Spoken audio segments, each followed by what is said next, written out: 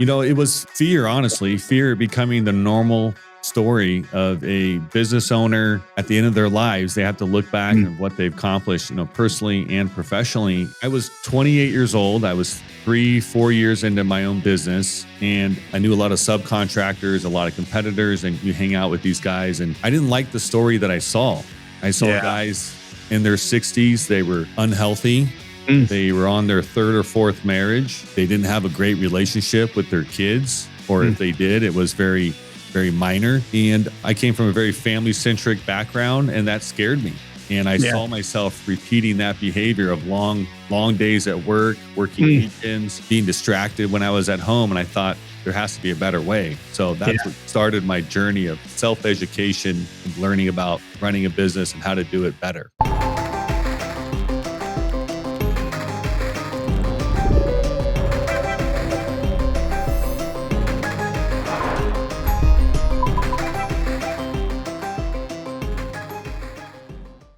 Welcome to Becoming Radical. We are joined here again today with Rob Gallaher, who is a business leader, an innovator, and the author of Profit Sharing, a new book that recently came out.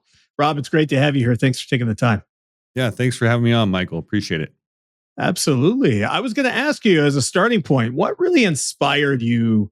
We talked a little bit about this already, but to dive deep into profit sharing as a transformative business model. It was fear, honestly, fear becoming the normal story of a business owner at the end of their lives. They have to look back at what they've accomplished, personally and professionally. And I was 28 years old. I was 4 years into my own business, and I knew a lot of subcontractors, a lot of competitors, and you hang out with these guys. And I didn't like the story that I saw. I saw guys in their 60s. They were unhealthy. They were on their third or fourth marriage. They didn't have a great relationship with their kids, or if they did, it was very, very minor.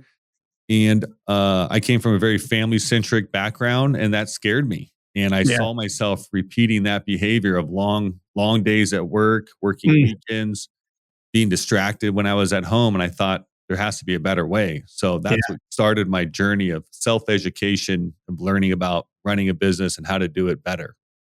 Yeah, it's amazing. And you're absolutely right. I mean, I think so many people in today's day and age, whether you're a business owner, an entrepreneur, or working for someone as an FTE, a full-time employee, you're stuck in your work, and sometimes you're stuck for different reasons. Sometimes the motivation is chasing the big number, whatever that number is, which is more.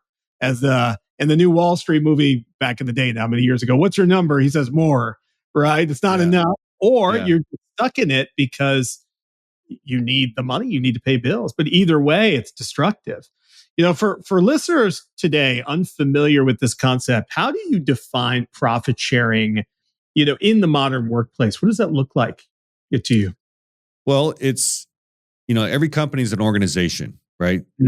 Most companies are not a one-man band per se. They have people that are helping that owner succeed, helping the organization succeed. And what I saw in my previous employer was one man getting rich, and hopefully he was successful, right? And everybody else kind of being whip cracked every day and having this fear of the boss and doing what they could to win. But in reality, what was happening is they were doing what they could do to not get fired. And I was in this environment. I was a young man. I was married. I had a house. I was very motivated, right? For more, for that money, for that almighty dollar that we get out of bed every day for. And I'm looking around, and my coworkers, my teammates, these people that I'm working with, that I'm trying to win with, are not motivated. They're hiding from the boss. They're doing bare minimal to get their work done or to win every day, to not get fired. And it was extremely a frustrating environment. So during the 08-09 housing crash that we experienced here, I lost my job. I lost my house. I had to start all over. The wife was pregnant with our second child. And so I got to unplannedly start my own business. And I got to kind of rewrite this script of how business was ran, even though I didn't know anything at the time. But that created this desire to share that success with the people that helped me get it. Yeah. And the point of my business ownership where I decided that it was time is when I was working 80-hour weeks and I was focused on what copier paper we were ordering, what brand and how much it costs, when I had 30 employees and I'm in charge of marketing and sales and project management and all these Yeah. things. And I'm just like, I'm a one-man guy. I can't do this. Yeah. I gotta be a dad and a husband when I get home. There has to be Yeah. something left in Robert every day when I get Yeah. home to be Yeah. a husband and father. Yeah. So that sparked what I call the relentless self-education pursuit that I kind of incurred at 28, 27 years old. And I just started reading business books.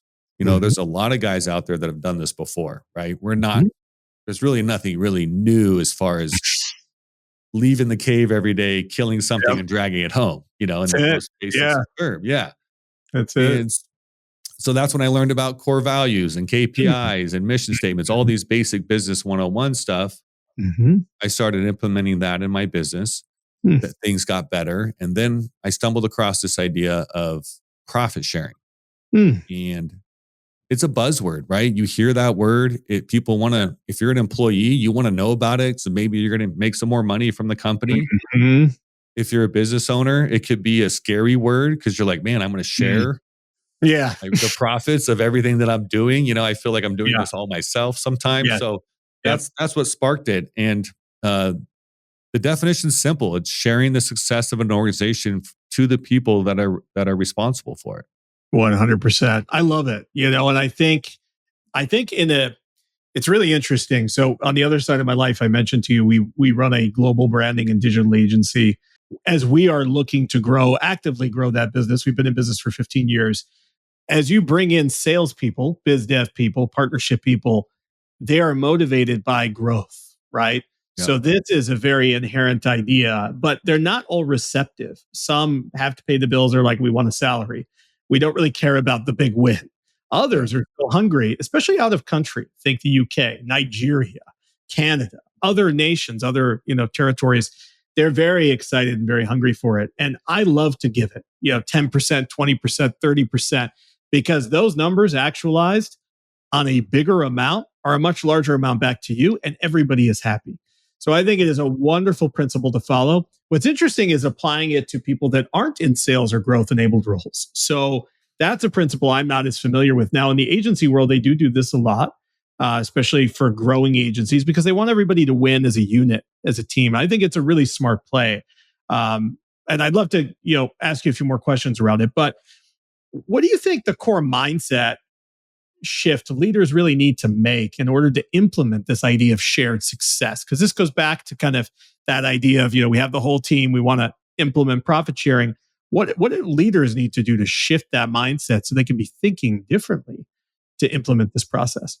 Yeah, well, I think business owners in general, when they first come across this idea, because I've coached many on setting this up, and some of the questions I get on the first day is what about the months I don't make money? Or what about when something goes wrong? Are people going to pay in back? Let's say you screw up a big job in construction and now you lost $100,000 on this big project.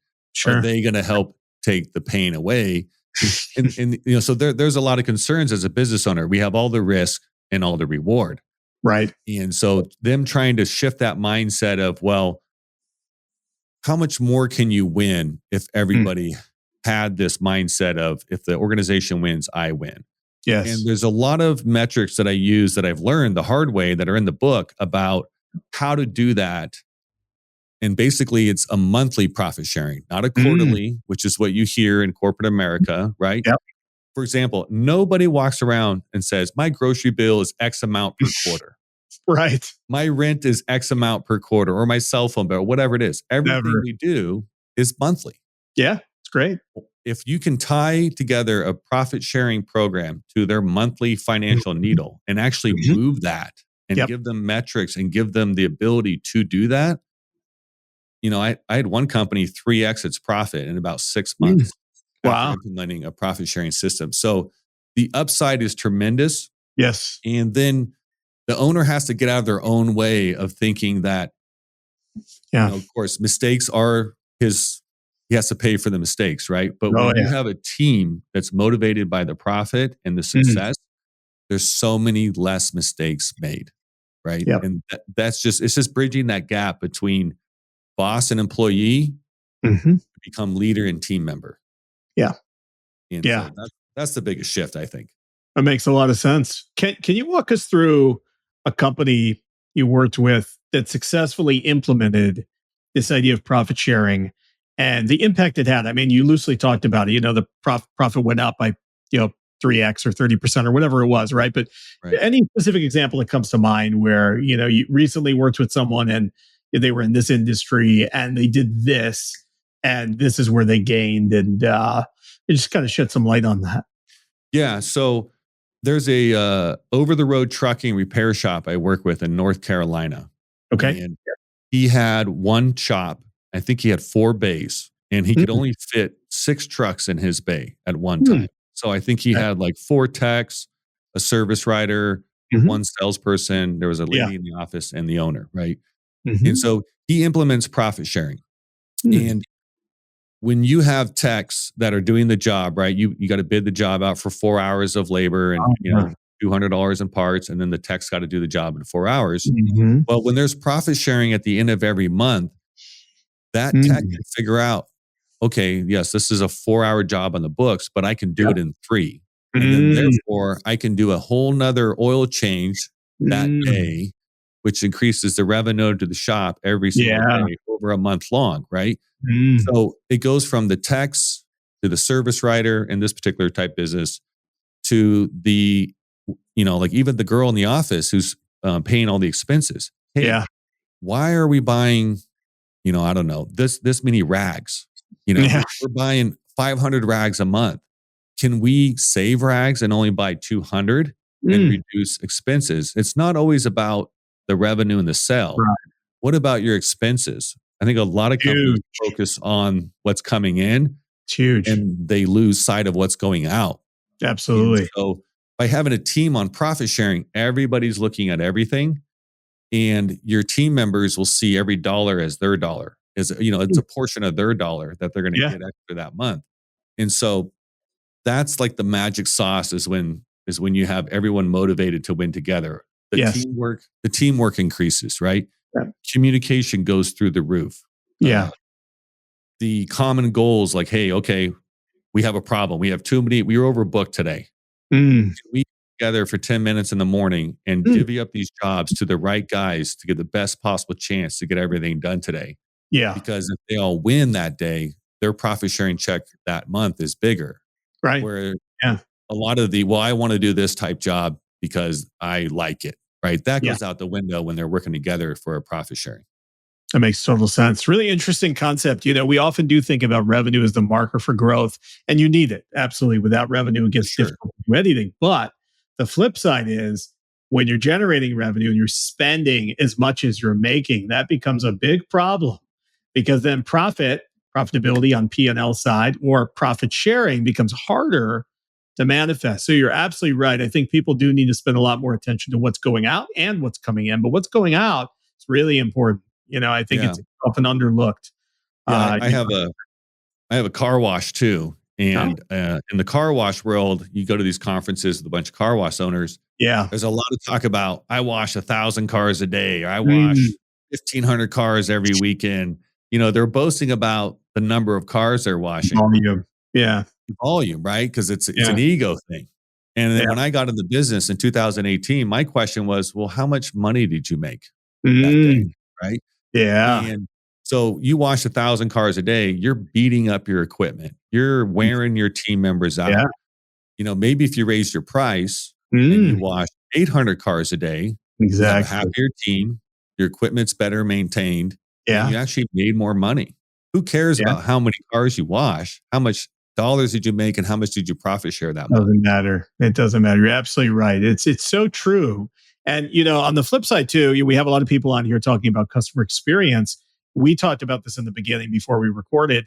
Product experience makes a huge difference. So when you maybe improve quality, slow it down, raise prices, add more value, it's not just perceived value, you're doing a better job. So it's inherently related to what you're charging. Your margin goes up. There's more to share in terms of profit sharing. It's a win-win. So I think it's a really, really good idea, and clearly something worth implementing. What are some of the most common objections you think or fears leaders might have about this idea, and how do you typically address them? So we talked a little bit about risk and reward. What are some other things that might come up? I don't want to profit share because I don't want to give away this slice of, the 10% or the 20% of the whole, right? Yeah. But what else comes up typically?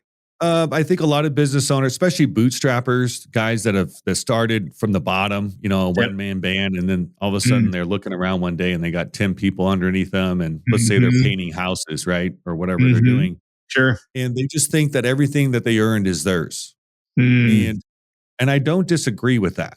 Yeah. I think that they're correct. You built it for sure. You financed it. You hired them. It's your systems. It's your Yep. customers, 100%. Yep. But let's say this house painter is busting his butt. He's making Yeah. 200 grand a year, right? And he's always cracking the whip, and he's exhausted, and his marriage is holding on by the threads, and his kids sometimes call him uncle instead of dad, right? Yeah. Yeah, exactly.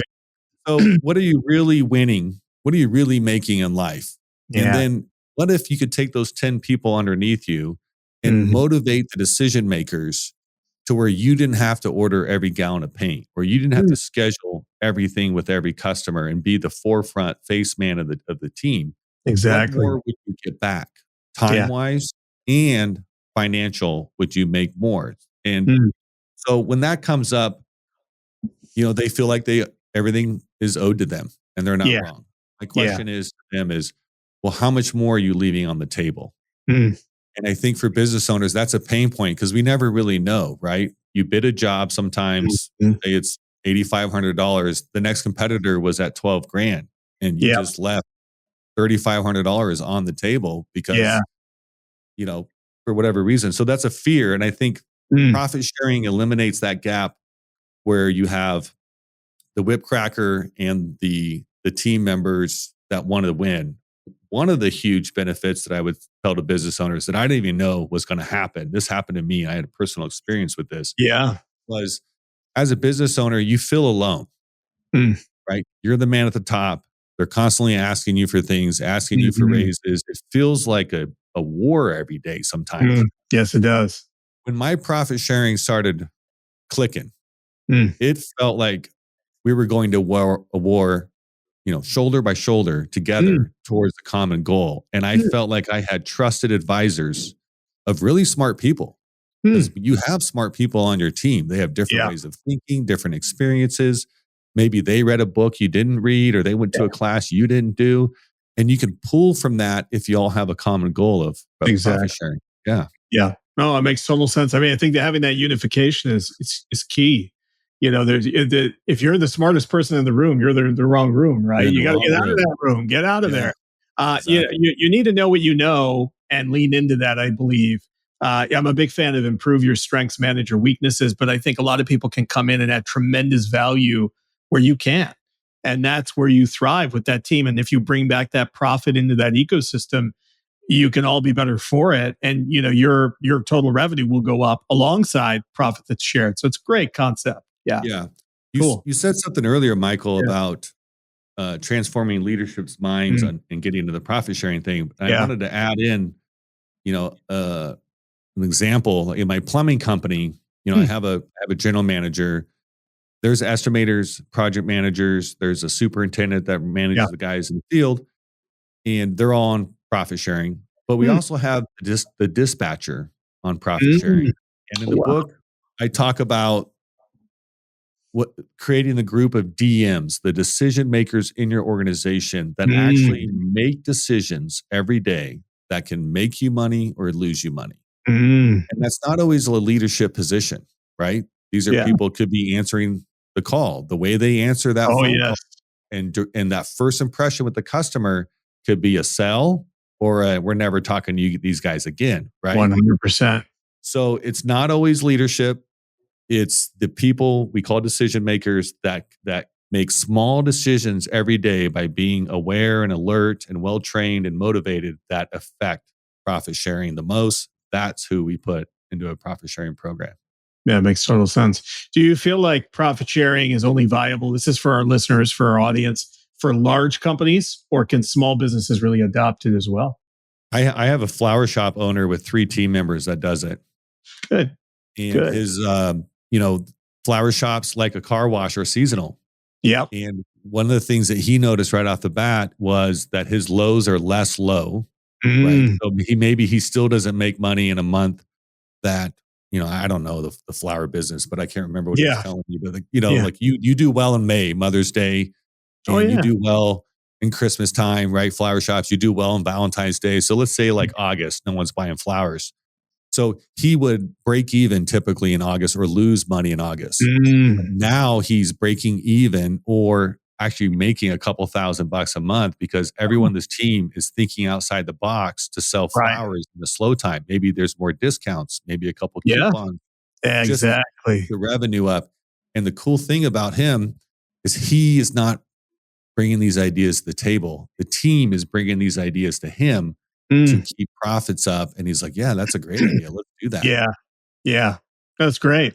How do you feel about this is a question that it's unscripted here. How do you Yeah. feel about reverse profit sharing? So we've got the internal team being motivated, but you flip that reverse profit sharing back to your customer. So you think about, okay, instead of, I mean, we're still implementing profit sharing for the team, but now we've got this idea of, normally the service would cost 10K. We're going to reduce this down by 3K and pass the savings back to you as a customer so we can reinvest into more things down the line. So almost like, a price reduction, a discount, but in the form of kind of a reverse profit sharing where we're taking this idea of, instead of charging you more, we're growing more from within. We're passing a savings back to you. We're reinvesting back in other things, but you're seeing that savings tangibly. How do you feel about that too, in concert with this? That sounds like relationship building to Oh, me yes. with the Oh, yeah. customer. Yeah. So Yeah. that is just making a deposit into that future relationship into future profits. So Absolutely. in my business, in the construction world, we do that all the time. You get a Mm, new customer, right? You've knocked on their door, you've yep. marketed towards them, you've taken them Yep. to lunch. Like you're just looking for that chance to show them how good you are. And then Exactly. they open the door, they crack the window a little bit, and maybe you do a job at cost, right? Just to be like, hey, I want you to see our guys. I want you to Mm, see our processes. I want you to see our quality, how clean we are. yes.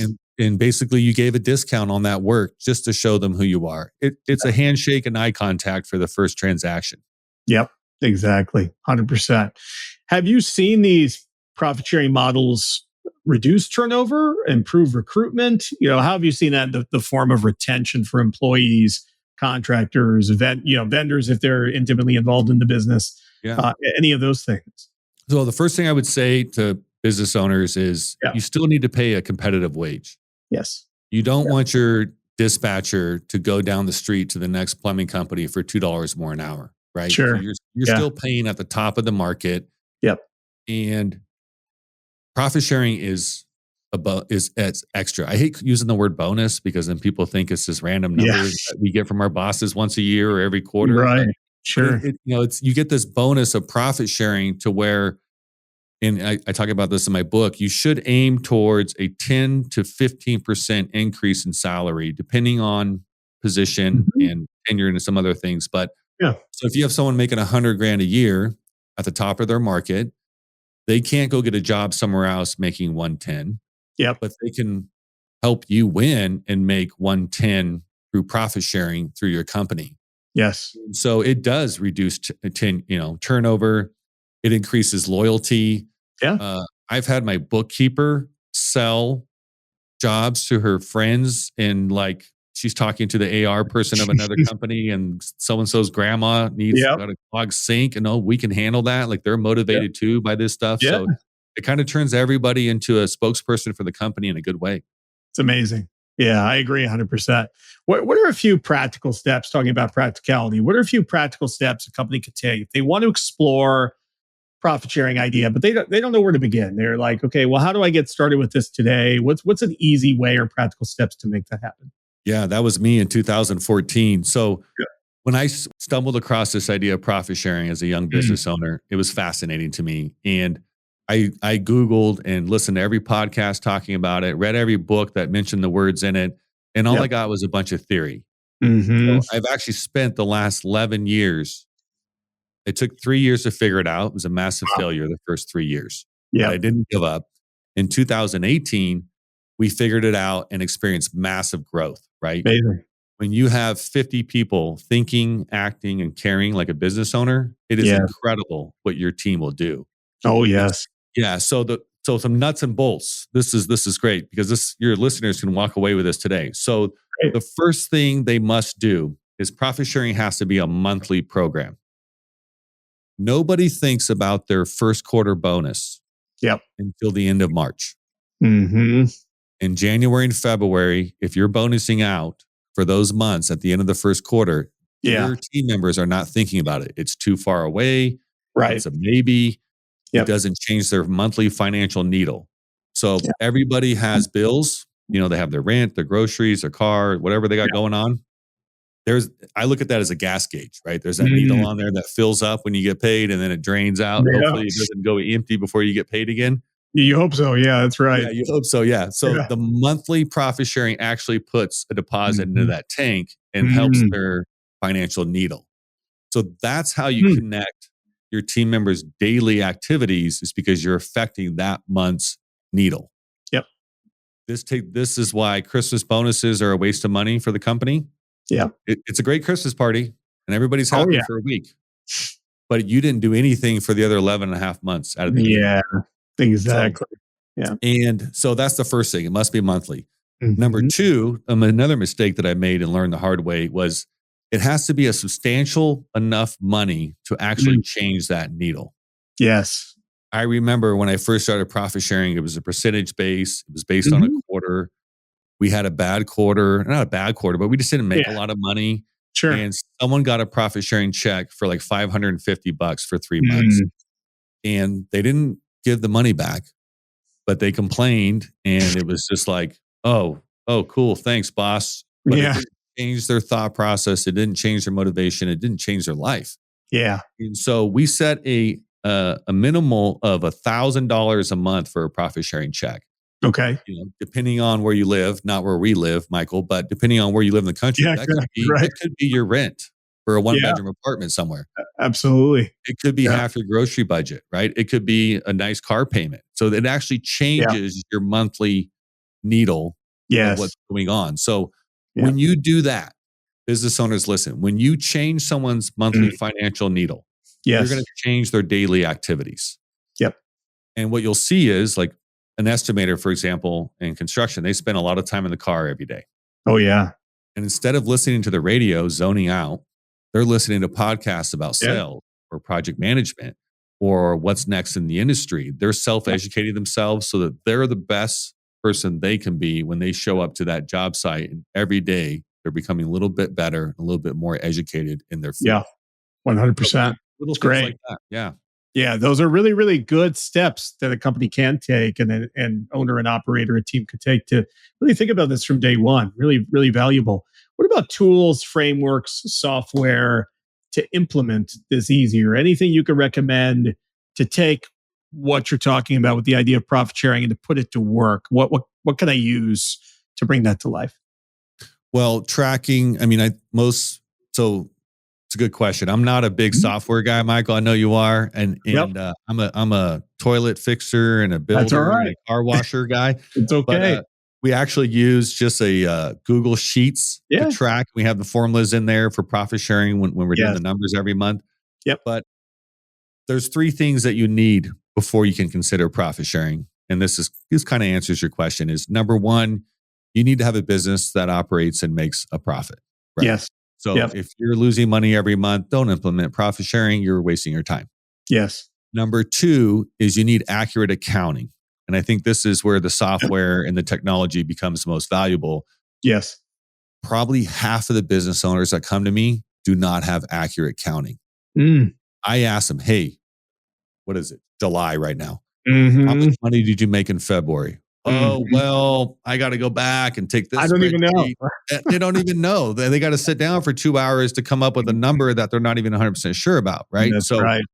a small business accounting software like QuickBooks is a Mhm. very popular one. Yeah. You need to be proficient in that, and it needs to be accurate.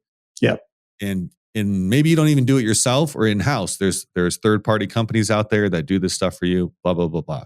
Yep. But that needs to be accurate, right? So that business owner has to look at these numbers, know what they are, understanding the basics of accounting and taxes with those numbers to Yeah. set up a profit sharing system. Yeah. The third thing that you need is you need to be a leader.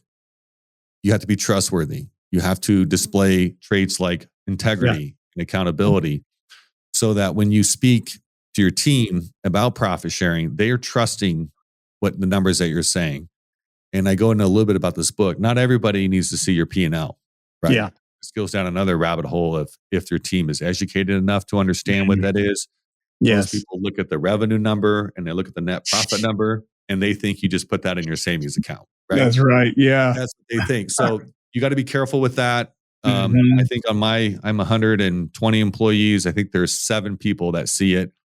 Half of them help prepare them. For one, they have to see them, but the other half, they've been educated by myself to understand what we're looking at and how this applies with taxes and stuff too. But there's no fancy AI software that you need to do this. It's really simple. You have some thresholds that you set based on some average profit over 12 months. And then you add the cost of the profit sharing program into there. Yep. And that's basically where you start your threshold at before you pay it out. Yeah. Incredible. Well, I think that those strategies and tactics are very valuable for somebody who's thinking about how do I get started? What do I use? How do I simplify it so that I can get to success ahead? If one of my last questions for you today, there's so many I could go on and on for a long time because it's valuable. And I think for anybody who's looking to build a growth enabled organization, this is very, very, very valuable to them, short term and long term. But if you could get every CEO, every leader out there to adopt just one principle from your book, what would that be and why? Be a leader. I think that leadership, integrity, and accountability at the top levels is missing in organizations. And you can see it every day, right? Yeah. We want to do business with people we like. Yep. We want to do business with people that we trust, right? As a general contractor, when I hire a glass subcontractor or a landscaper, he can't be a shyster or, he can't be going to Vegas every weekend, blowing all his profits on drugs and party and all this stuff. So they have to be good moral people. Same thing when we choose for a place to work, right? Yes. Yeah. This person has to be trustworthy. They have to make good decisions financially for the organization, because if you don't, profit sharing will go out the window. Yep. And we want to work for somebody that we want to be like, right? Yep. So every CEO out there listening, I think where you start is a relentless pursuit of self-education. Yep. Right. And then working on just becoming the best person, father, mother, brother, sibling that you can be, and be a good example to your team members across the board.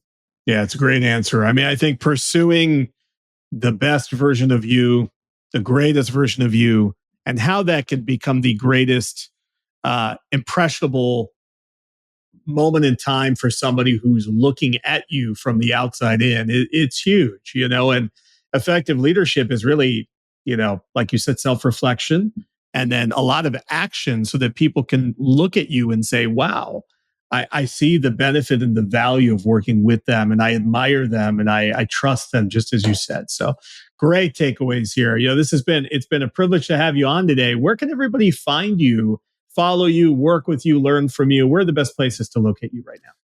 Yeah, look me up on Facebook and Instagram, LinkedIn, Rob Gallaher. And then the website for ProfitX is real simple. It's profitx.co. We'll have the notes down below, and you can hook up with me there. The course will be out the end of July. And I think by the time we air, it'll be out there already. And you can go to the website. There's FAQs on there and some testimonial videos you can watch and hear from other business owners doing it. I also think that reading the book for $9.99 on Amazon is probably the cheapest education and you're going to get really, really close. And all the things I've learned about profit sharing the last 10 years, and you can pick it up and read it in 2 hours. It's great value. I love it. Well, it's been a treat to have you on. We appreciate it. You're becoming radical. You're changing the game. You're challenging the industry, and we hope to have you back on in the future. Thanks so much for being here today. Thank you, Michael, for having me. That was fun. Absolutely. Yeah, it's great. Thank you for listening to Becoming Radical. If today's episode sparked something in you, follow wherever you listen, join the conversation, and share it with someone ready to think beyond limits. Be unlimited, be bold, and become radical. See you next time. Game over.